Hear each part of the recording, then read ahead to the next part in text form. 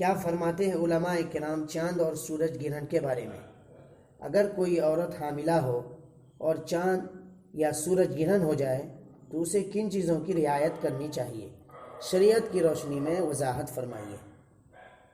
جواب دے رہے ہیں، بخاری شریف کی روایت ہے، ان الشمس والقمر لا يخسفان لموت احد من الناس ولكنهما آیتان من آیات اللہ فإذا رأیتهما فقوموا فصلوا۔ ترجمہ، بلا شبہ سورج اور چاند کسی کے مرنے کی وجہ سے گرہن نہیں ہوتے، لیکن وہ دونوں اللہ کی نشانیوں میں سے دو نشانیاں ہیں، لہذا جب تم سورج چاند گرہن دیکھو تو کھڑے ہو جاؤ اور نماز پڑھو۔ بخاری شریف جلد نمبر 1 صفحہ نمبر 142۔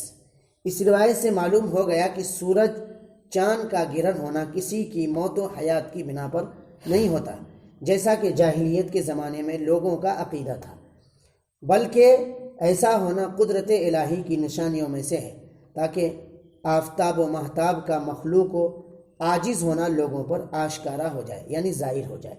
روایت بالا سے یہ بھی معلوم ہوا، اس حدیث سے یہ بھی معلوم ہو گیا کہ اس خاص گرہن کے وقت لوگوں کا عمل کیا ہونا چاہیے۔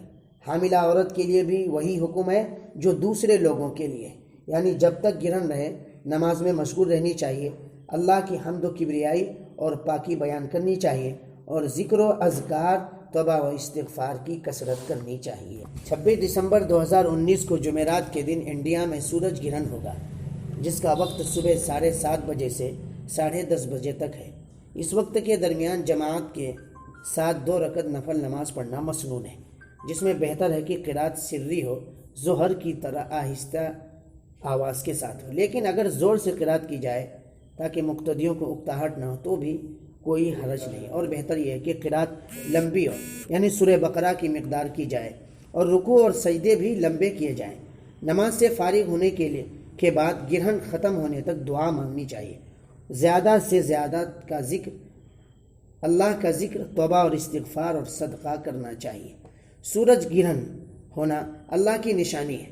اللہ تعالیٰ اپنی بندوں کو یہ بتلانا چاہتے ہیں کہ سورج بھی اللہ کے حکم کا پابند ہے، اور یہ بات جو مشہور ہے کہ سورج گرہن کے وقت اس کے شعاعوں سے حاملہ یعنی پرگرہن عورتوں اور انسانوں کی آنکھوں کو نقصان پہنچتا ہے، اسلامی اعتبار سے یہ خیال درست نہیں، اور اس کا تعلق اہل طب اور ڈاکٹری سے ہے۔